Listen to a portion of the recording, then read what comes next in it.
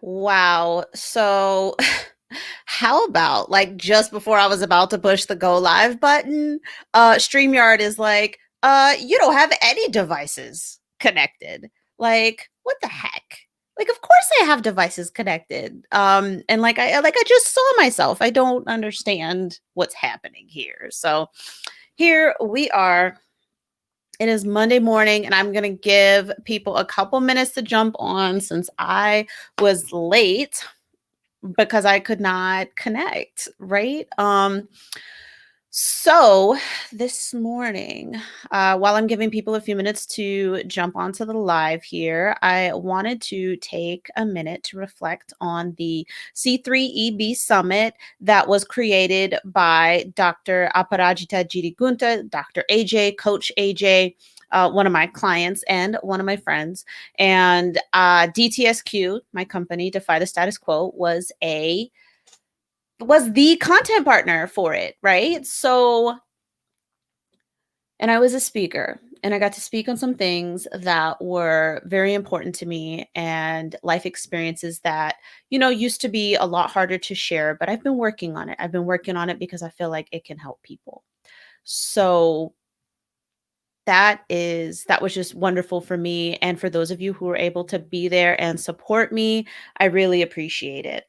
Oops, somebody is sending me a message. Let me make sure it's not somebody reminding me that I'm not live. Yeah, so it was somebody asking me if I'd gone live yet, probably because probably because of those technical difficulties that I had. So, okay. So if you are watching this live, please go ahead and put hashtag live in the comments. Let me know you're here. Say good morning, happy Monday, or wretched Monday, whatever it is that you want to say.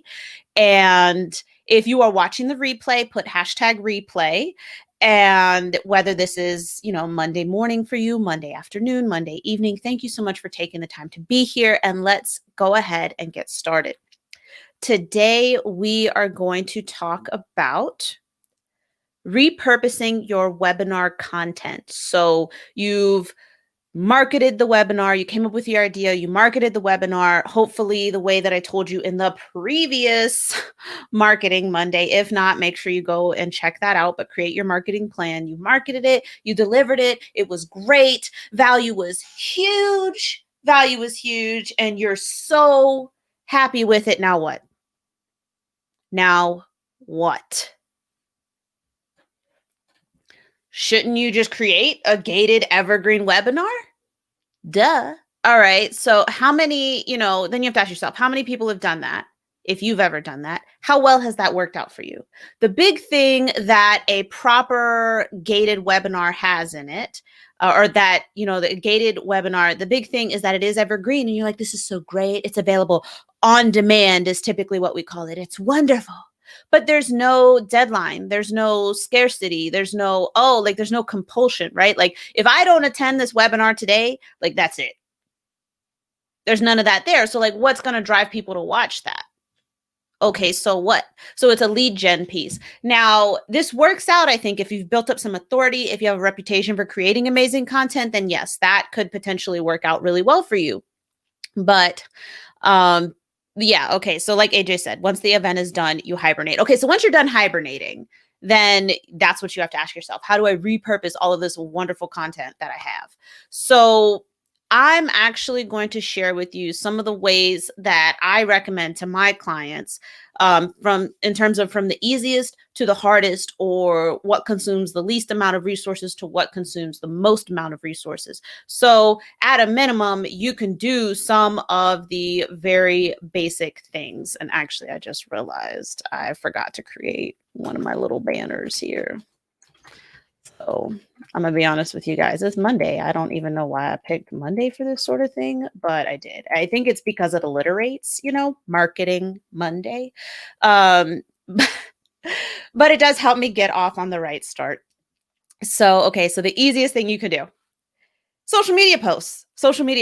Somebody should be taking notes. You can repurpose questions from your Q&A, like all of the cues during your Q&A can be social media posts at a minimum. That is somebody in your target audience who is asking you a question. Like they are giving you the marketing intelligence right now. So anything from your Q&A could potentially be a social media post. Like you just type it up, type, right?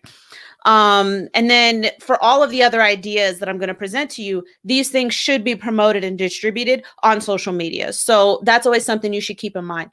I don't want to call it a social media monster, right? Like we're always taking these different bits of content and like your social media is like this big monster with like this distended, dislocated jaw that just unhinges and you're like, content. I don't want to call it like that because then that kind of leads you to be like, just throw whatever in there. So let's call it your social media machine.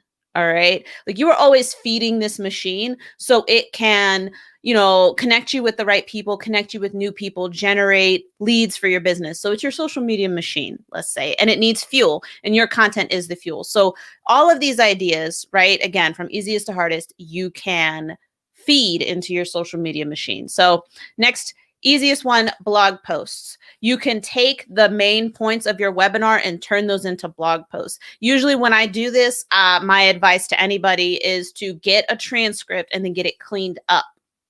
So if you've ever gotten a long transcript, like maybe you've had something transcribed and then you get it back and you're like, it's going to be so great. I've got the transcript. Have you ever tried to read a really long transcript? It's horrible. I hate doing it. So what I do is I use an AI program that transcribes my audio, and then I work with a professional transcriber who then blogifies, and you may have heard me talk about this term before, but they blogify the transcript. And then Sylvia, my awesome social media magician, that's her new official title, y'all. She's a social media magician. So my social media magician will go and create the graphics and everything for it. Yes, machine.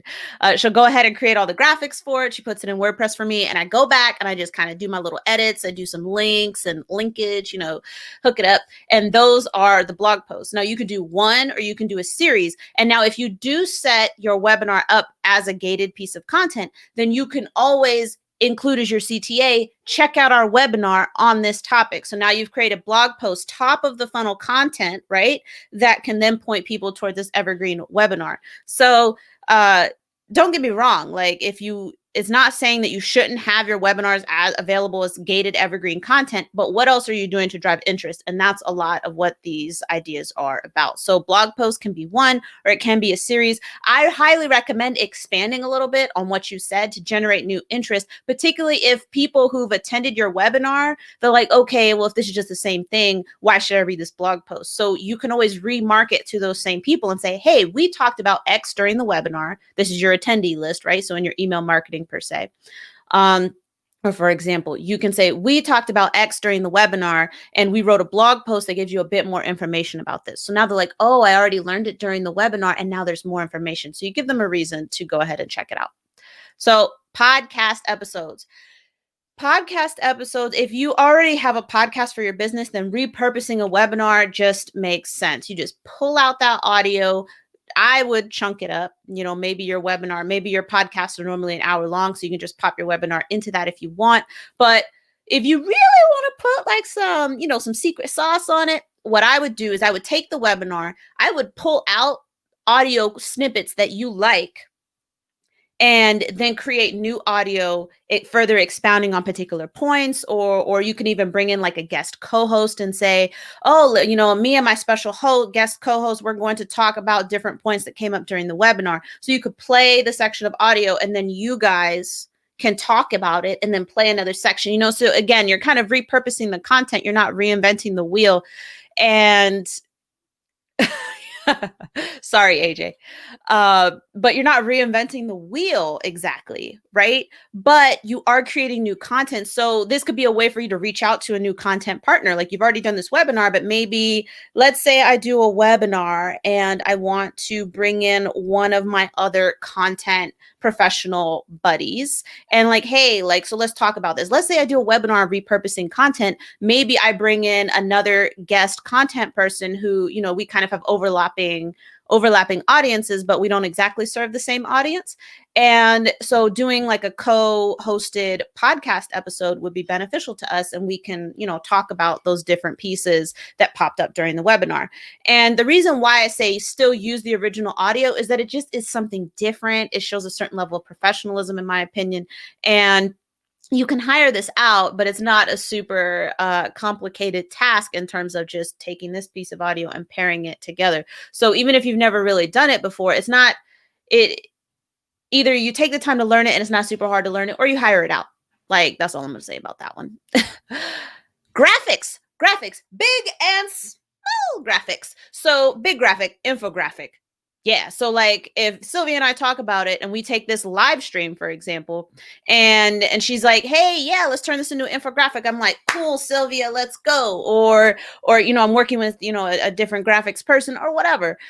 You can turn a large piece of content, pull out all of the salient points and make them into an infographic. The best ones have a lot of data points and you can use little visuals and all this other stuff, right? Data visualization is very important and it makes for wonderful infographics.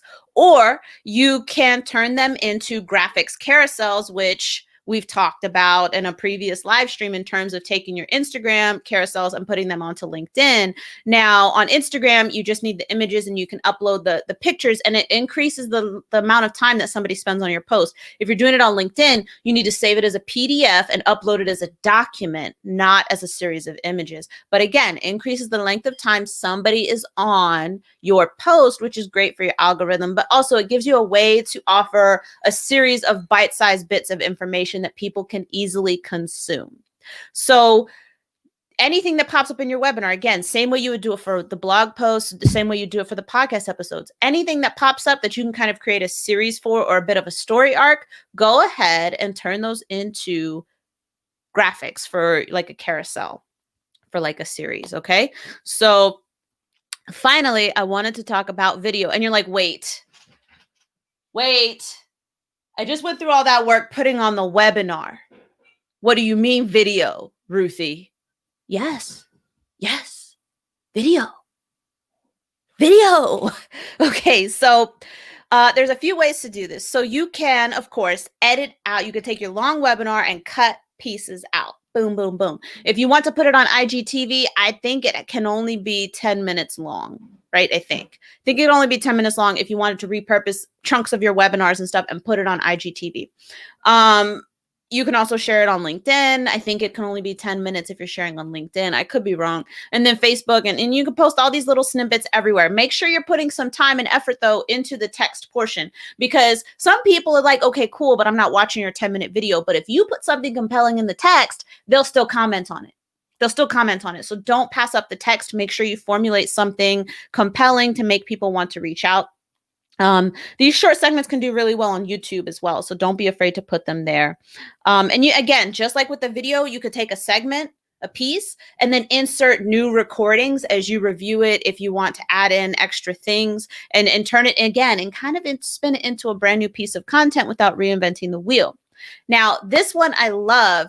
What about using it for a highlight reel? Let's say for your next webinar, as people are joining, you have a 2-minute highlight reel from past webinars that include chunks from your different webinars to kind of get people hyped.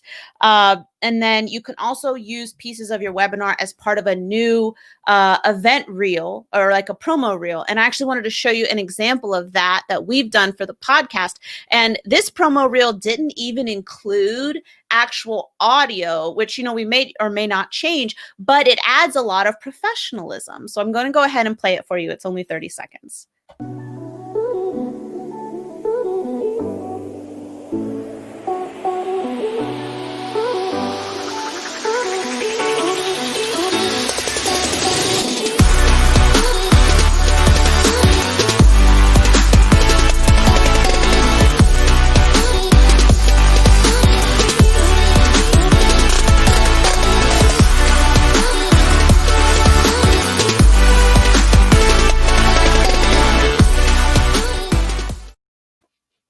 Oh, okay. Yeah, sorry, that was me over here. But yeah, so I super really like that song that I picked that one out, but I really like it. So that didn't even include audio, but what it did was it showed people like, hey, this is already done. Look at these people, look at them smiling, look at them talking. And it just adds a lot of professionalism there. And of course, it's great promotion for the guests as well to kind of get people excited. So just consider that. Like, if you plan on doing something regular, go ahead and make these types of promos and tag your guests, tag people who are interested. Make sure you put them on your website. And speaking of putting them on your website, don't forget to add these opportunities to your experts portfolio. So, as part of the experts authority marketing method process, which I've developed as part of the way we serve clients at Defy the Status Quo, it's always really important to me to have an expert's portfolio. And this isn't something I keep private. And on my own website on defythestatusquo.com, it is my interviews and features page. If you go to my interviews and features page, you can see almost every video interview I've done, podcast interview I've done, any article I've contributed to, guest blog posts that I've written. You can see them all there. So it's a friend of mine, John Maggio from Hawk Marketing, kind of called it like my speaker's resume. And that is true. So you can actually put these types of things into your expert's portfolio. So if you've done a webinar and you've made it gated and it's evergreen, go ahead and add that to your expert's portfolio. But you can also take these small video segments that you've published on YouTube or the blog post that you've created. You can also include those things as well, because what's really important with video and all of the virtual events that are happening right now is people just want to make sure that you're not going to be boring if they invite you up to speak before their guests. So that is what video does. It shows people that you are not boring. And when we do eventually go back to in-person events, these videos still matter. These videos are still examples of the fact that you know how to talk to people, you know how to tell a story, and you know how to entertain as well as educate. And that's what these videos prove. So we've covered a lot. You may need to go back and watch this again. But the big thing is that once you're done creating your webinar, once you're done creating this event style of content, you want to make sure that you look at how you can repurpose this content and continue to make it work for you. So before I go, I just want to check out what's happening in the chats. Looks like AJ and Sylvia are having a fantastic time in here. Yes. Okay, good. AJ, I'm glad that you're taking vacation. That's wonderful. Oh, yep. Sylvia says she's going to start thinking about infographics. See, we are a fantastic team. That's why you have to build out a team, and that does involve taking risk on people. And some people aren't going to be a great fit, but once you find that good fit, wonderful. And you're like, Ruthie, well, how do I find a good fit? You're going to have to experiment. You got to shoot your shot. If you shoot 100% of the shots you don't take. Okay, so yes, so LinkedIn is 10, Instagram is 15. So IGTV is 15 minutes. That's right. Yay, trailer. Sylvia, you did so good on that trailer. Yes, and they go right into that. And okay, so AJ, the amount of time varies, right? And so that's why I do like to start from video first, because then I can take the transcription, turn that into written content. I can take a video and pull out the audio content. So that's why I start from video, because if I have a blog post, it takes more work, then I have to create the video too. So even if I'm going back through a blog post that was a transcript, I'm adding extra content, is nowhere near as much work. Creating the videos, we use templates here. Because Sylvia is fantastic at manipulating them and putting in the content and everything.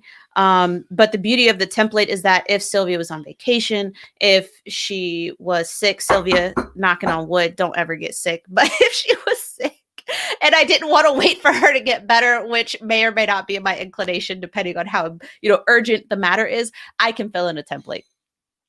And so templates are big. So we use Envato Elements. We're subscribed to that. And so we will pull templates that suit us. And that video clip that I showed you, the trailer, was built from a template that we downloaded there. And then I found the royalty music and supplied it. And then Sylvia whipped it up. I told her, she was like, ooh, social media video. Ooh. Right. And then boom, now we have magical video that looks fantastic. So it does take time. And I think it's just determining how you want to prioritize things. And that's why I kind of ordered things from easiest to hardest. But thank you. Um, but it does take time, but you got to determine what it is that's most important. And it's something you can also put on, in the plan, right? If you do not want to be the person to create it, then it can be something that's outsourced. And I think that's the beauty of it is all of these different pieces. Once you've created the main piece of content, the webinar, it's a matter of finding the people who can help you repurpose it at that point. Maybe like they couldn't have been the person to do that webinar for you, but can they help you repurpose the content? So therein lies the importance of outsourcing, which we actually do have a blog post or two about outsourcing for anybody else who's watching this. So thank you so much, Sylvia and AJ, for being here. This was a lot of fun. And thank you so much, everyone, for joining me for Marketing Monday. I sent out the email, the newsletter yesterday, but I do have a speaking opportunity, a speaking engagement coming up where I'm delivering a short workshop on the Experts Authority Marketing Method. So if you're interested in that, let me know. AJ, we constantly need to talk. That's a joke. I'm glad you got a crying, laughing face right there because that is like constantly a joke. So yes, so if you're interested in attending that event, let me know and I will make sure I'll be posting an event and inviting everybody. But yes, so Experts Authority Marketing Method, showcasing your expertise. That's the title of my little mini workshop. And I look forward to seeing you there. Again, thank you so much for joining me. Comment, invite people to the group so they can see this if you know somebody who's doing webinars and not doing a great job repurposing them. And I will talk to you all later.